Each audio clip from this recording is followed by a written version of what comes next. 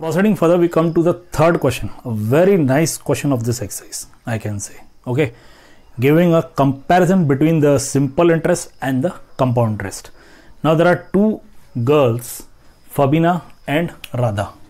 Okay, both are taking a loan of rupees 12,500.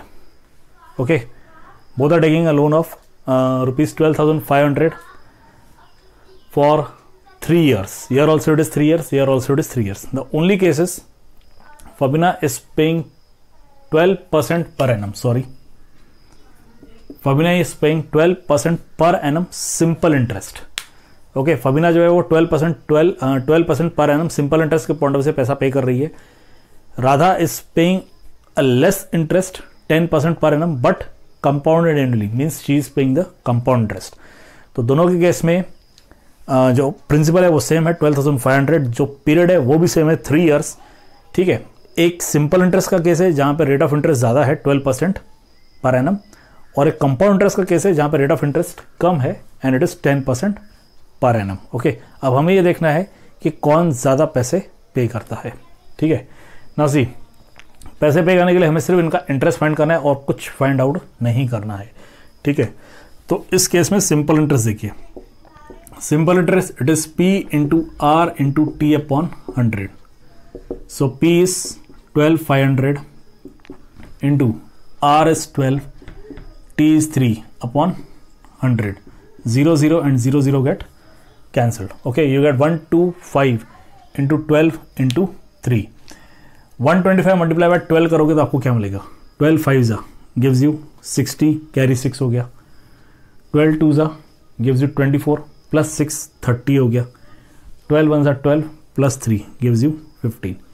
You get this. Okay, 1500 into 3. Okay, and this gives you 4500. Means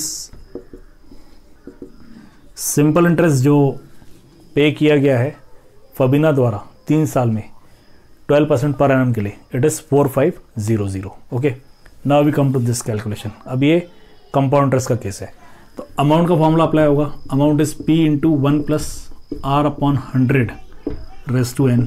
P आ गया 12,500 into 1 plus R है 10 upon 100 raise to this is 3. 0 0 cut, you get 1 plus 1 by 10, ये 11/10 हो जाएगा. ठीक है, 12500 into 11/10 cube, this is 12500 into 11/10 into 11/10 into 11/10.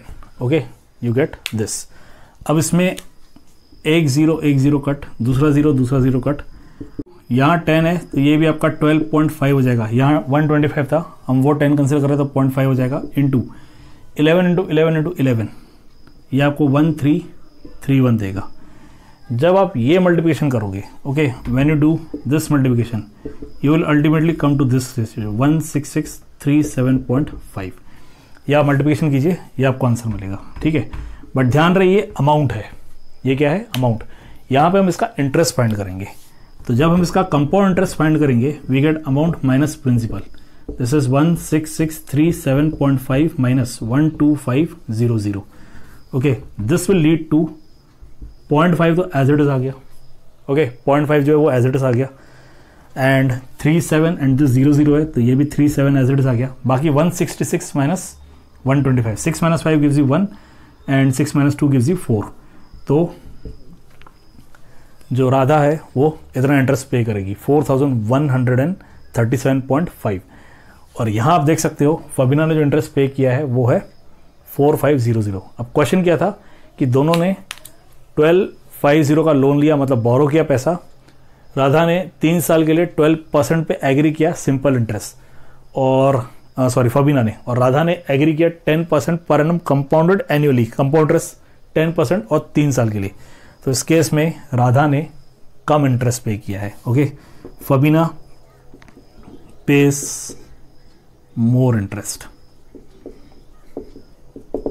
तो Fabina ने इंटरेस्ट ज़्यादा पे किया है. इट इज कितना ज़्यादा पे किया है? 4500 माइनस 4137.5. तो ये हो गया 0.5, ये 9 में कन्वर्ट हो जाएगा. 9 minus 7 gives you 2, 9 minus 3 gives you 6 और ये 4 में कन्वर्ट होगा, 4 माइनस 1 गिव्स यू 3, रुपीज़ 362.5। फबीना ने इतना इंटरेस्ट ज़्यादा पे किया हुआ है। ठीक है, बहुत ही बढ़िया क्वेश्चन है इस एक्सरसाइज का, बहुत ही बढ़िया क्वेश्चन। एक पार्ट जिसमें आपको सिंपल इंटरेस्ट है, एक पार्ट जिसमें आपको कंपाउंड इंटरेस्ट है। सिंपल इंटरेस्ट में रेट ऑफ इंटरेस्ट 2% ज़्यादा है, कंपाउंड इंटरेस्ट में रेट ऑफ इंटरेस्ट 2% कम है। उसके बाद हमने नोटिस किया कि सिंपल इंटरेस्ट का जो रेट ऑफ इंटरेस्ट है वो ज़्यादा हो गया। हाँ, अगर यहाँ पे रेट ऑफ इंटरेस्ट 11% होता तो हो सकता है फिर ये कम होता और वो ज़्यादा होता। Okay, but again a very nice question, please note it down.